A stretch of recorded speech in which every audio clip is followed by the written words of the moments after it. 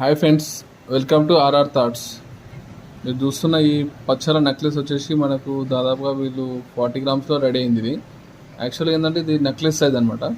మనకి ఈ నెక్లెస్ సైజ్ని కొంచెం మీడియం సైజులో చేసుకోవడానికి మాత్రం వాళ్ళు కొంచెం థింక్ చేసి మనకు ఎట్లయితే చేసుకోవచ్చు అంటే, మనమైతే ఇట్లా పల్స్ యాడ్ చేసినాం ఇక్కడ.